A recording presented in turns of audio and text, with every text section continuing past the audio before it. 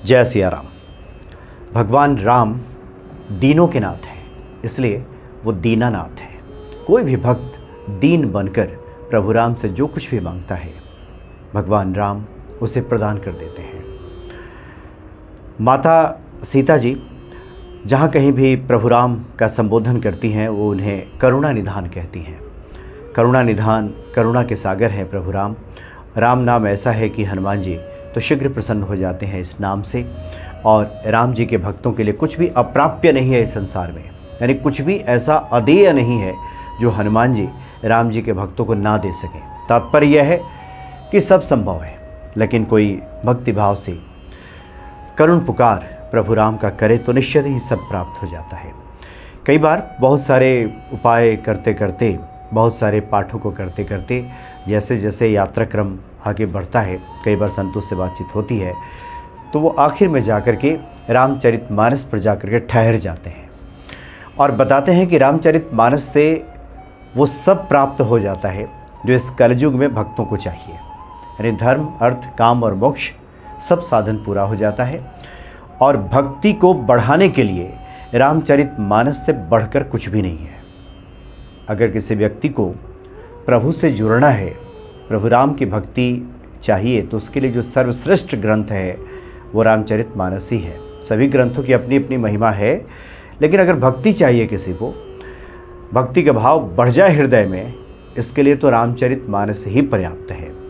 कई बार मंदिरों में यात्रा के क्रम में कुछ ऐसे साधु संतों से भेंट मुलाकात हो जाती है जो कैमरे के सामने आकर तो नहीं बोलते, वो तैयार नहीं होते, उनके अपने अपने भाव होते हैं, अपने उनके तर्क होते हैं, लेकिन कुछ गूढ़तम रहस्यों के बारे में अवश्य बता देते हैं, जिससे कि भक्तों का कल्याण इससे संभव हो जाता है, क्योंकि उसमें उनके जीवन का निचोड़ होता है।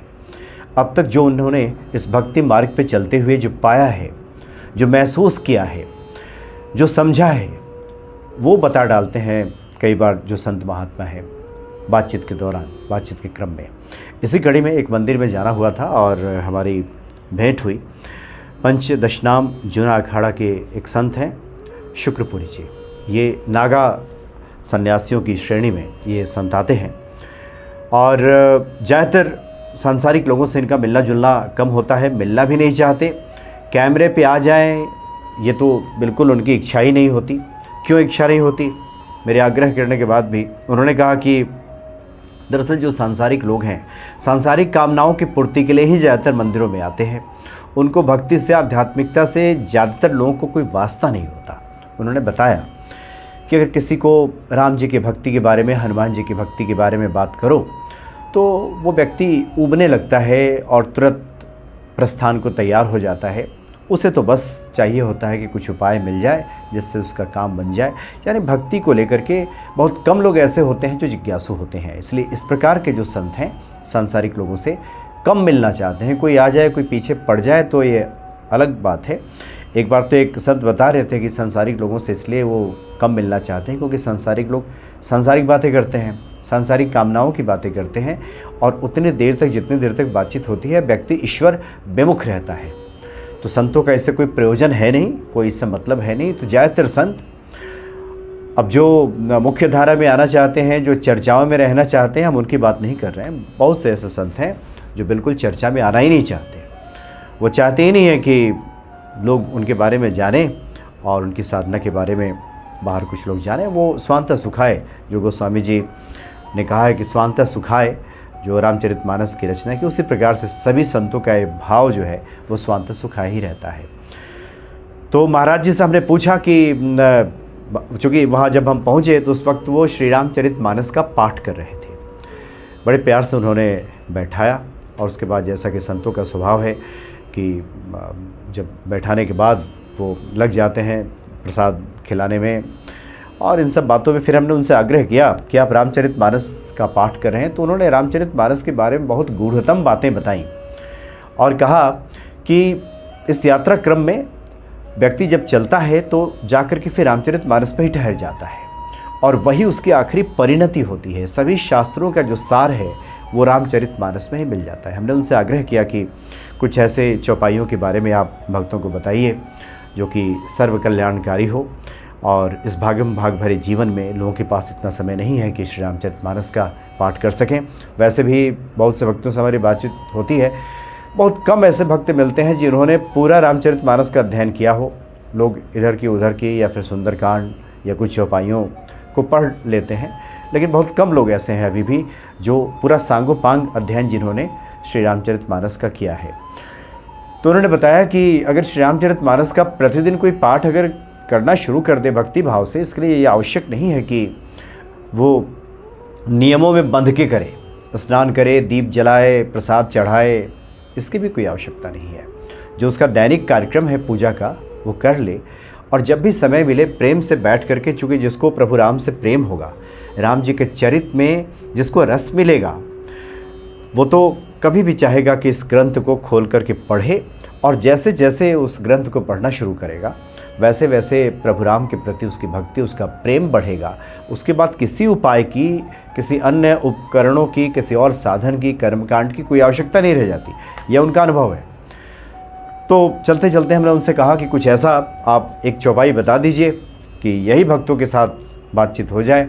तो उन्होंने कहा कि एक बहुत ही, वैसे तो पूरा रामचरितमानस में सभी चौपाइयाँ महत्वपूर्ण हैं, लेकिन उन्होंने एक चौपाई की चर्चा की। उन्होंने कहा कि ये तो समझिए कि महामंत्र है और हमेशा मेरे मुख पे ही रहता है, और ये वो चौपाई है कि बंदौ नाम राम रघुबर को, हेतु कृसानु भानु हिमकर को, विधि हरिहर में वेद प्राण सो, अगुण अनुपम गुण निधान सो। इसका मतलब हो गया कि बंदौ नाम राम रघुबर को। पहले इसका अर्थ समझ लेना बहुत आवश्यक है। उन्होंने बताया कि प्रतिदिन अगर कोई सुबह जग करके एक बार प्रभु राम के सामने खड़े होकर के बस एक बार ही कह दे इस चौपाई को, और जो भी उसका कार्य है, जो भी उसको कर्तव्य दायित्व ईश्वर कृपा से मिला है, उस कर्तव्यों का निर्वहन करे वो। बस सुबह उठ करके एक बार बस प्रभु राम के सामने खड़े होकर के हाथ जोड़ करके इस चौपाई को पढ़ ले कि बंदौ नाम राम रघुबर को, मैं राम नाम की वंदना करता हूँ। इसका अर्थ हुआ कि मैं राम नाम की वंदना करता हूँ। हेतु कृसानु, कृसानु कहते हैं अग्नि को, जो अग्नि, भानु कहते हैं सूर्य को, और हिमकर कहते हैं चंद्रमा को। यानी कि जो ये राम शब्द है, इसमें अग्नि, सूर्य और चंद्रमा ये बीज रूप में समाहित हैं। अब बहुत सारे लोग जो ज्योतिषीय दृष्टिकोण से देखें तो बहुत सारे ग्रहों से की पीड़ा से जो परेशान रहते हैं, तो कहते हैं कि राम का नाम तो ऐसा है जिसमें कि अग्नि, चंद्रमा और जो भानु है यानी सूर्य है, वो बीज रूप में उसमें समाहित हैं। ऐसे राम की मैं वंदना करता हूँ। और विधि हरिहर में वेद प्राण सो, और ये जो राम नाम है, ये ब्रह्मा, विष्णु और महेश, ये तीनों नाम इसमें समाहित है। जो एक बार राम का नाम ले लेता है, समझिए कि उसने भगवान विष्णु, ब्रह्मा जी और भगवान शिव को प्रसन्न कर लिया। विधि हरिहर में वेद प्राण सो, अगुण अनुपम गुण निधान सो। वह राम नाम ब्रह्मा, विष्णु और शिव रूप है। वह वेदों का प्राण है, निर्गुण, उपमा रहित और गुणों का भंडार है। इतना कुछ है इस राम नाम में। सुबह जग करके अगर कोई प्रभु राम की ये वंदना कर लेता है तो समझिए कि उसका कल्याण हो गया। और साथ ही अगर हम हनुमान चालीसा का पाठ करते हैं, कोई समस्या आई हो, चूँकि देखिए पहले भी हमने चर्चा की है कि अलग अलग समस्याओं के लिए या अलग अलग समय पे अलग अलग मंत्रों को, अलग अलग पाठों को करना चाहिए, या जो पाठ जब लुभाए, जो आपको खींचे, अपनी तरफ आकर्षित करे, उसका पाठ करना चाहिए। जो भी पाठ आपको आकर्षित कर रहा हो, लुभा रहा हो, इसको ईश्वर का संकेत समझिए कि ईश्वर कोई संकेत दे रहे हैं, इस पाठ को अब करना है। अगर वो आकर्षित करता है तो इस मंगलवार को, शनिवार को, या कोई परेशानी है, संत महाराज का वचन मान करके, ईश्वर का संकेत समझ करके, इसको अगर हनुमान चालीसा के में संपुट लगा करके, संपुट कहते हैं कि कोई भी चौपाई हम पढ़ें या दोहा पढ़ें, उसके पहले और दोहा या चौपाई पढ़ने के बाद में इसको लगा देना है। तो कोई अगर संपुट लगा करके हनुमान चालीसा का पाठ करता है, तब तो उसके अहोभाग्य दुष्कर से दुष्कर कार्य भी, मुश्किल से मुश्किल कार्य भी संपन्न हो जाता है, संभव हो जाता है, ऐसा राम नाम है। तो जो लोग संपुट लगा करके पढ़ना चाहते हैं उनके लिए एक हम उदाहरण के तौर पे बता देते हैं कि जैसे हम लोग पढ़ते हैं श्री गुरु चरण सरोज रज निज मन मुकुर सुधार वर्णव रघुबर बिमल जस जो दायक फलचार। यहाँ से पढ़ते हैं। तो इसको पढ़ने के पहले संपुट लगाने का मतलब हो गया कि इस चौपाई का पहले बोल देना है, बंदौ नाम राम रघुबर को हेतु कृसानु भानु हिम कर को विधि हरिहरमय वेद प्राण सो अगुण अनुपम गुण निधान सो। उसके बाद कहेंगे श्री गुरु चरण सरोज रज निज मन मुकुर सुधार वर्णव रघुबर बिमल जस जो दायक फलचार। फिर कहेंगे बंदौ नाम राम रघुबर को हेतु कृसानु भानु हिम कर को विधि हरिहरमय वेद प्राण सो अगुण अनुपम गुण निधान सो। उसके बाद पुनः फिर इसको कहेंगे, बंदौ नाम राम रघुवर को हेतु कृसानु भानु हिमकर को विधि हरिहरमय वेद प्राण सो अगुण अनुपम गुण निधान सो। उसके बाद फिर हनुमान चालीसा की जो अगली पंक्ति है उसको पढ़ेंगे। इस प्रकार से ये संपुट लग जाता है। संपुट का मतलब होता है बांध देना, उसको संपुटित कर देना, उसको बंद कर देना। तो इस प्रकार से ये मंत्र शक्ति, चौपाई की शक्ति बढ़ जाती है। तो ये महामंत्र है जो गोस्वामी जी ने ये लिखा है कि मैं ऐसे राम की वंदना करता हूँ जिसमें ब्रह्मा, विष्णु और महेश ये तीनों स्वरूप इस राम नाम में विराजमान है।